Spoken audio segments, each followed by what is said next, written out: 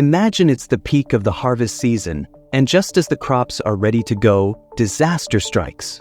A hurricane warning flashes on the screen, or a wildfire rages closer. For American farmers, this isn't just a once-in-a-while occurrence. It's the reality they prepare for daily. But American farmers? They're not the type to throw in the towel. They've developed remarkable, creative ways to stand up against Mother Nature, protect their farms, and keep those crops coming. Today, we're diving into the extraordinary, sometimes downright ingenious ways they're fighting back, one natural disaster at a time. Farming is a high-stakes game. Think about it. Everything they've worked for, often their entire year's income, can be wiped out in hours if a disaster hits. And in recent years, natural disasters have only become more intense and more unpredictable. But here's the thing. Farmers don't have the luxury to wait and see what happens. They have to plan for every type of disaster, from floods to droughts, fires to hurricanes. So how do they do it? Trust me, this goes way beyond putting up an umbrella. Farmers have strategies that would make even a survivalist take notes. Let's start with floods. Now, if you're thinking, doesn't water just help crops grow? Well, too much of a good thing can ruin everything.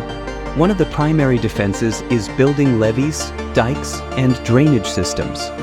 Farmers work alongside engineers to create barriers to prevent fields from turning into lakes.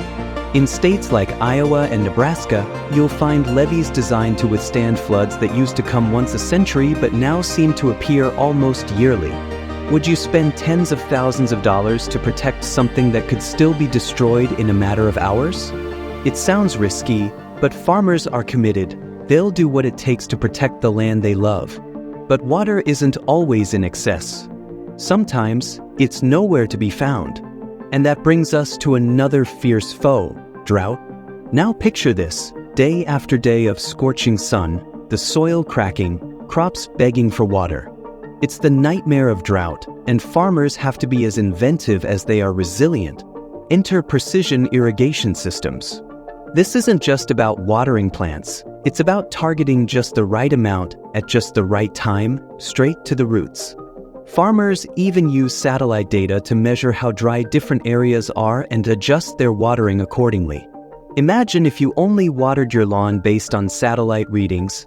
Good luck explaining that water bill to your neighbors. But even precision irrigation has its limits. When droughts get extreme, farmers have to make some tough choices about which crops live and which crops go. And while drought is bad enough on its own, there's one natural disaster that's worsened by those dry conditions: wildfires. Next up, wildfires. In parts of California, Oregon, and other western states, wildfires have become a terrifying part of life. Farms are surrounded by dry brush and vegetation that can spark up in seconds. So, how do farmers handle a force this powerful? Some use a technique called controlled burns.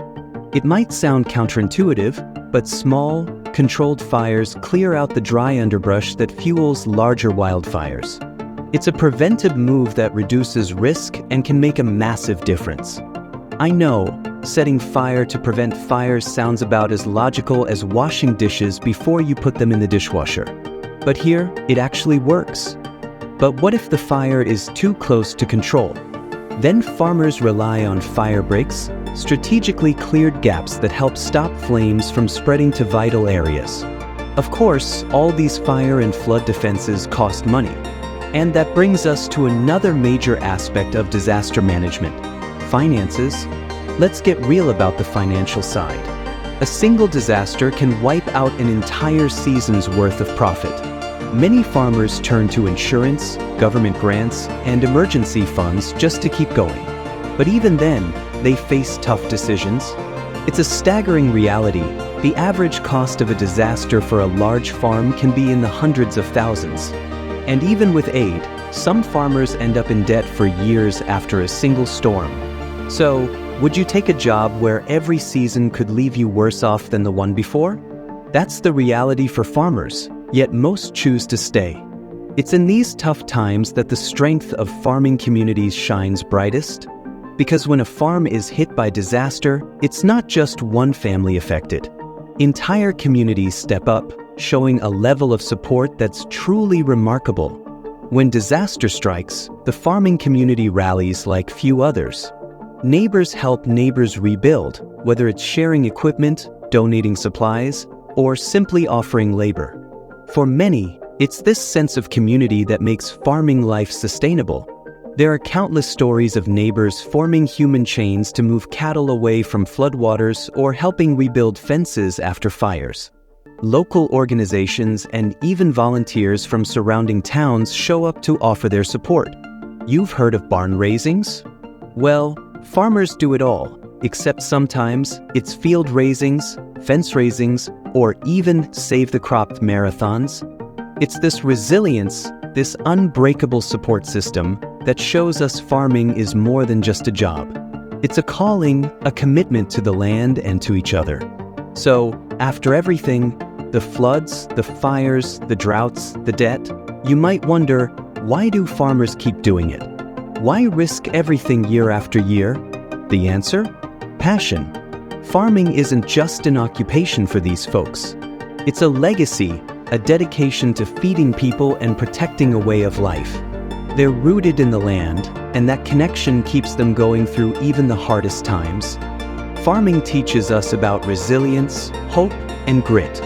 When you see food on your table, remember the stories, the sacrifices, and the sheer determination it took to get it there. If this inspired you, check out our next video on the future of sustainable farming tech. It's amazing how these farmers are using innovation to protect their crops even further. And don't forget to like, subscribe, and share. Supporting our farmers starts with spreading their story